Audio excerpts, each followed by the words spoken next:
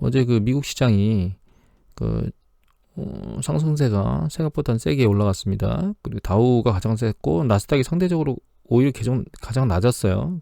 과도하게 오른 것에 대한 어떤 그 투자 심리의 위축이 좀 있는 것 같고, 또 페이스북의 저커버가 대응을 잘못해서 광고가 떨어져 나가고 있는데, 뭐 그게 이제 미비하다고는 하지만 하여튼 영향을 미치고 있는 것 같습니다.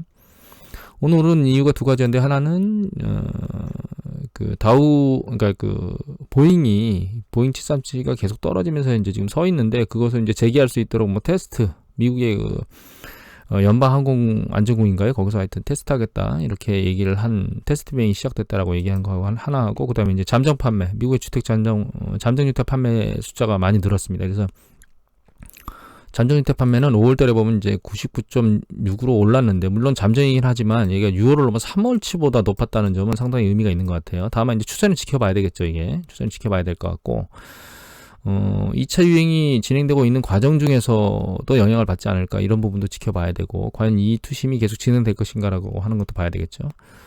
다만 이 뉴스는 보고 제가 보자마자 웃었는데요. 737기 항공 테스트를 하면 뭐합니까? 실현할 손님이 없는데. 그래서 웃었습니다, 사실은. 투심이 세긴 세구나, 이런 생각을 많이 했고요. 일단 다른 보도들은 이제 연합뉴스 기사에 보면 건강보조업체 GNC가 파산했는데, 이 기업은 한계가 있던 상황에서 파산된 거니까 이제 경쟁력이 떨어져서 한 개의 기업이 파산한 거고, 내경에 보면 이제 패밀리스토랑 그 저켄치즈가 파산했는데, 이거는 역시 코로나 바이러스로 인해서 사람의 유동성이 떨어지고 식당량이 떨어지면서 이게 파산했거든요. 그러니까 이거는 결과적으로 그 코로나 사태로 인한 거죠. 그리고 이미 코로나 사태로 인한 것들 중에 보면 이제 채질피크가 파산 어쩌고 저쩌고 얘기가 계속 나왔었는데, 드디어 이제 파산을 하게 됐고, 딜로이트 컨설팅 업체는 $35 선이면 한 30%는 대형 미국 셰일 업체의 30%는 파산할 거라고 이제 예측을 했습니다. 이 경향신문 기사인데, 지금은 38달러, 39달러, 40달러 선을 왔다 갔다 하고 있죠. 그런데 이것도 제2차 지금 이제 전 세계적으로, 미국뿐만 아니라 전 세계적으로 이제 다시 재유행하는 패턴의 움직임들을 보이고 있는데, 그 과정 중에서 과연 오일이 잘 버티겠느냐, 이런 부분도 한번 고민을 해봐야 될 것 같아요. 또 한 가지는 이거 이제 S&P 글로벌 예전에 보여드렸던 기사인데요. 그 미국의 소매 판매 영역이 어렵고 그리고 계속 파산했던 내역들을 쭉 보여드렸거든요. 제가 이거 파산한 것들을 계속 보여드리는 이유가, 한계에 봉착된 기업도 파산하고, 연합뉴스 보도에 보면, 매경 보도에 보면 이거는 코로나 사태 때문에 파산한 거고, 이 소매업도 마찬가지고, 그 다음에 쉐일과 오일도 마찬가지거든요. 그런데 영역도 상당히 넓어요. 영역도. 항공기업체 같은 경우에도 보잉 이외에 델타 항공 같은 경우에는 영향이 있었지 않습니까? 그래서 결과적으로는 미국의 파산에 대한 흐름이 완전히 끝난 것은 아니다라고 하는, 그래서 이제 어떤 기사에 지난번에 보셨죠? 저 멀리 수평선에서 보이는 파산의 그림자라고 하는 얘기가 앞으로도 지속적인 파산이 있을 수 있을 거라고 저도 개인적으로 생각을 하고 있습니다, 사실은. 거기다가 기름을 붓는 2차 유행이 다시 꾸물꾸물 올라오고 있어서 파산은 계속 미국 경제의 주름살을 만들 건데요. 이 기업의 파산이라고 하는 것은 두 가지 의미가 있겠죠. 그나마 출근하고 있던 사람들이 실업하는 거, 실업으로 몰리는 것. 두 번째는 이제 임시 실업이라고 하는 레이오프에 있던 사람들이 완전 실업으로 전환되는 것. 그러면 이제 지속 중인 실업수당 청구 건수가 줄지 않겠다는 의미겠죠. 그런 두 가지 의미 때문에 미국 경제의 70%를 담당하는 가계 영역들이 상당히 안 좋은 상황으로 계속 몰릴 수 있다라고 하는 부분들을 좀 생각을 해봐야 될 것 같아요. 이게 뉴스핌 기사인데, 여기 황숙회 월가 이야기에 주가가 이제 펀더멘탈하고 괴리가 돼 있는데, 하반기는 마침표다라고 하는 게 이제 경제가 좋아질 것이다라고 보다는 조정 국면에 대한 얘기를 써놓으셨거든요. 근데 제 눈에 들어온 건 이거예요. 여기 보면 이제 매도우 캐피탈 매니지먼트의 올리버 퍼스의 대표는, 여기 보시면 이제 상승폭이 IT 종목 매도했고 일부, 근데 미국 주식 포지션을 낮추고 현금을 확보하는데 무기를 두고 있다고 얘기가 나왔죠. 그 다음에 이제 블랙록의 투자 전략 헤드는 뭐라고 그랬냐면, 4월 초 비중 확대 포지션에서 최근 중립 포지션을 변경했다고 얘기를 했죠. 그래서 이제 이미 보여드렸지만, 미국의 액티브 펀드 매니저들의 이제 포지션 추세가 이제 밑으로 내려온 상태입니다. 물론 이제 이렇게 해석할 수도 있죠. 이렇게 포지션이 내려와 있는 상태인데, 주가가 이제 조정 탄력을 갖고 올라가면 이 포지션이 다시 얹혀지면서 추가로 확 밀고 올라갈 수 있지 않겠느냐라고 하는 부분이죠. 예, 그 가능성도 있다고 보입니다. 하지만 그것보다는 지금 뭔가 이걸 그렇게 밀어 올리려면 뭔가 이슈가 있어야 되는데 지금은 단순히 유동성만 보고 그 이슈를 따라가는 쪽도 있지만 그게 아니고 펀더멘탈을 보고 따라가는 쪽도 있다는 것, 이것은 좀 생각해 봐야 될 문제라고 생각해서 이제 이 내용들을 보여드리는 거고요. 또 한 가지 이제 연합뉴스에 파우치 소장이 백신이 개발돼도 미국의 집단 면역이 형성 안 될 수 있다라고 얘기를 했는데, 여기 뭐 여러 가지가 내용이 나옵니다. 뭐 주식사 대응 잘했다는 동 못했다는 동 막 여러 가지 내용이 나오는데 가장 중요한 게 백신 얘기인데, 여기 보시면 이제 70에서 75%의 효험이 있는 백신이라면 만족할 거라는 거예요. 그러니까 여기까지 나올지 있을 수 있을지 없을지도 모른다는 얘기인데, 이 정도면 좋다 이거죠. 그런데 홍역 백신이 가장 좋았는데 이게 거의 100%에 육박했었나 봅니다, 과거에. 근데 문제는 이제 70에서 75% 효험이 있는 백신을 미국의 3분의 2 인구가 접종했을 때 코로나 인구가 집단 면역이 생기겠느냐라는 질문에 그럴 것 같지 않다라고 대답을 했어요. 그러니까 집단 면역이 안 된다는 얘기죠. 여기서 3분의 2라고 얘기 나온 건 아마 이것 때문에 그런 것 같아요. 여기 보면 CNN이 5월달에 조사를 했는데 백신이 싼 값에 대량으로 보급되면, 중요한 건 여기죠. 싼 값에 대량으로 보급돼도 이를 막겠다고 응답한 것이 66%, 3분의 2죠. 그죠? 그래서 이렇게 물어본 것 같습니다. 근데 이제 이게 싸겠느냐? 그 길리어드사가 200 얼마인가요? 그 백신을 말했는지 치료제를 말했는지 모르겠는데 개당 200 얼마, 환자당 그렇게 얘기가 나왔죠. 절대로 백신이 쌀 것 같지 않습니다. 특히 미국 같은 경우에는 절대로 싸지 않을 거라고 생각하는데, 그나마 여기 싼 값에 맞겠다고 66%가 응답한 이유는 미국이 굉장히 의료비가 비싸잖아요. 저희 같은 경우는 사실 코로나에 걸려서 나중에 완치될 때까지 사실 문제가 없는데, 미국 같은 경우 그렇게 했다가는 집이 그냥 폭삭 무너져 내리니까 서민들 같은 경우에는 그런 문제 때문에 이제 백신을 맞겠다는 사람들이 많은 거라고 저는 얘기가 되고, 저 개인 스스로도 백신이 나오면 맞겠느냐라는 얘기에 저는 맞고 싶은 생각이 없습니다, 개인적으로. 제가 마루타가 될 이유가 없다고 생각하고 있기 때문에 일단 상황을 지켜보고 뭐 내년 봄에 대해서 보든지, 아니면 또 이제 백신 같은 경우에는 그 후유증이 굉장히 오래 간다고 얘기를 하고 있기 때문에 실제로는 좀 조심스럽게 접근을 할 수밖에 없는 게 아닌가 그런 생각을 하게 되거든요. 그래서 백신 개발이 모든 것을 해결해 주지 못하는 게 아닌가라고 하는 부분이 잠깐 들어왔고요.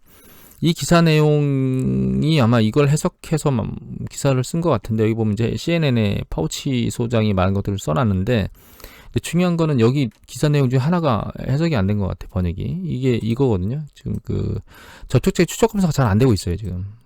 그러니까 백신이 개발되는 문제를 넘어서서 지금 현재 환자들이 발병했는데 그 발병된 환자들이 접촉한 사람을 추적해서 검사할 수 있는 여력이 없다는 겁니다, 지금 미국이. 그럴 수밖에 없는 게 사실 숫자가 굉장히 많잖아요. 그 많은 사람들을 이 접촉한 사람은 어떻게 찾겠습니까, 사실. 그래서 이건 한계점에 많아지면 많아질수록 한계점에 있는 게 아닌가. 그나마 잘 안 하고 있었는데 그런 생각이 들어서 2차 확산이 녹록치 않게 이게 막는 것이 과연 쉽겠는가. 거기다 이제 미국 사람들 같은 경우에는 뭐 예를 들면 마스크도 잘 안 쓰려고 하고요. 마스크 쓰라 그랬다가 막 총격을 받기도 하고, 어떤 담당자는 마스크 쓰라 그랬다가 살해 협박을 받고 그만뒀다는 뉴스 보도도 나왔거든요. 그래서 미국 시장이 특히 트럼프 지지자들, 백인 우월주의자들이 상당히 코로나를 확산시키는데 지대한 공헌을 하고 있는 것 같아요, 젊은이들하고. 그래서 쉽사리는 안 잡힐 것 같고, 이게 저때까지는 가지 않겠습니까? 선거가 진행돼서 트럼프가 이제 지는 사태까지 가면 그때서야 뭔가 잡히지 않을까. 그러니까 정부 입장, 저희 주 정부뿐만 아니라 최종적으로 대통령 입장에서 뭔가 대응 태세가 바뀌어야만 이게 잠잠해지지 않을까 그런 생각을 개인적으로는 하고 있습니다, 사실. S&P 500 지수를 잠깐 다시 볼 건데요. 이거 어제 최종적으로 포트폴리오 관련 얘기를 하다가 서둘러서 마감을 하느라고 얘기를 좀 충분히 못한 것 같아서 잠깐 다시 볼 건데, 이런 얘기를 계속 들어요, 사실. 지금 이제 혼재된 상황이니, 지금 현재 이 시기가 이 타이밍이 여기에 있는 거냐에 대한 논점이 있는데, 캠피쇼 같은 경우에는 이게 이제 상승장의 조정 국면이라고 얘기를 했었거든요. 그러면 결론적으로 이제 추세 확장 국면에 있다는 거죠. 아직 약세장으로 들어가지 않았다는 뜻입니다, 얘가. 근데 일단 이게 약세장이 아니었으면 반등해서 얘 머리를 뚫고 올라와야 되거든요. 근데 이제 머리를 뚫고 못 올라오고 이제 뒤로 약간 밀렸다는 뜻은 일단 약세장으로 진입했다고 하는 게 맞다라고 봐야 될 것 같아요. 왜냐하면 이제 약세장이라는 게 이제 약세장 국면인데 이 국면에 보면 경제 지표가 좀 감소되잖아요.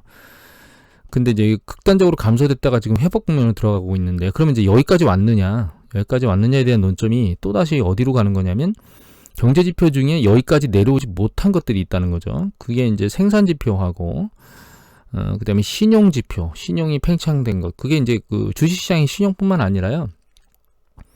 가계나 기업 쪽에 들어가 있는 그 신용도 마찬가지입니다. 지금 한계 기업들이 파산하고 있는데 그게 그나마 연명하고 있으니까 연준에서 채권들을 매집하면서 유동성을 공급해서 연명하고 있는 기업들도 존재하기 때문에 결과적으로는 그런 부분에 대한 그 여파가 안 끝났거든요, 아직. 그래서 사실은 지금 상황은 굉장히 희한한 상황입니다. 과거에는 겪지 않았던 상황이고, 또 한 가지 지목 안 해드린 게 있는데, 그게 뭐냐면 주식시장이 너무 비싸요. 그러니까 주식시장은 여기에 있는 가치 수준을 가지고 있거든요.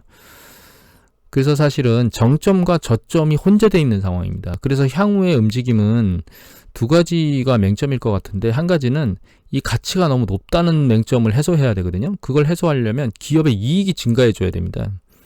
근데 지금 과연 기업의 이익이 증가되기가 녹록하냐, 그리고 지금 IT 버블 때하고는 다르게 굉장히 많은 영역에서 영향을 받고 있는데 그 굉장히 많은 영역들이 전체적으로 뭔가 해소할 수 있는 그런 흐름들이 되겠느냐라고 하는 게 전 개인적으로 첫 번째 물음표고요.